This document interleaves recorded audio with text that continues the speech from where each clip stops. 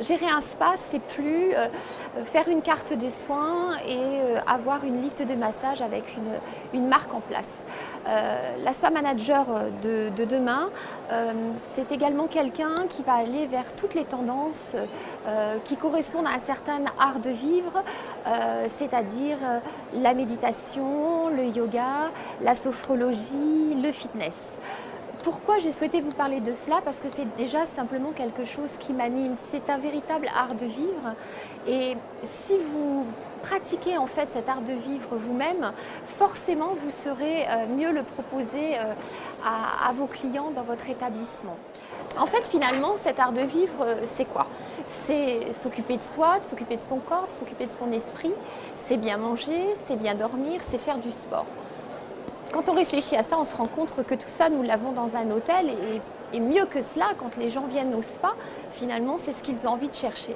Donc aujourd'hui, en fait, on va effectivement essayer, grâce à cette tendance, de proposer des packaging, des offres qui permettront à notre client de finalement lui proposer une séance de yoga ou une séance de sophro, de la méditation, ou une très belle salle de fitness avec du coaching personnalisé qui, bien entendu, servira de complémentarité à notre spa et donc nous permettra d'avoir une force de proposition véritablement différenciante et aussi d'apporter une source de rentabilité nouvelle sur notre établissement.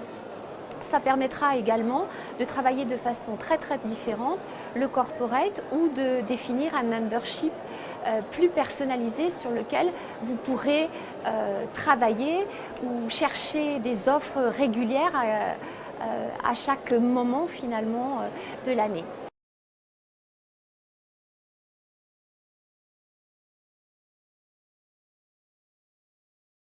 Je souhaiterais vous parler de la Journée mondiale du bien-être qui se tiendra cette année, le 8 juin, puisque c'est un événement mondial. On est relayé partout, plus de 130 pays, 5000 destinations.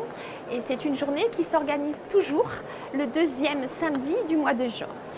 Cette journée, évidemment, véhicule des valeurs qui nous sont propres et auxquelles nous sommes foncièrement attachés, c'est-à-dire boire de l'eau, faire une activité sportive, se coucher tôt, manger sainement, prendre soin de notre environnement, éviter forcément les éléments plastiques et puis surtout faire une belle action, aller vers les autres, aider les autres.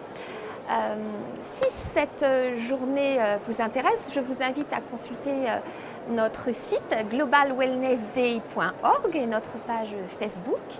Et surtout, si toutes ces idées résonnent et que vous avez envie de les mettre en place sur votre propre établissement, eh bien, n'hésitez pas à revenir vers nous. On se fera un plaisir de vous accompagner dans cette magnifique initiative. Je reste à votre entière disposition pour toute information sur ce sujet et surtout, prenez soin de vous.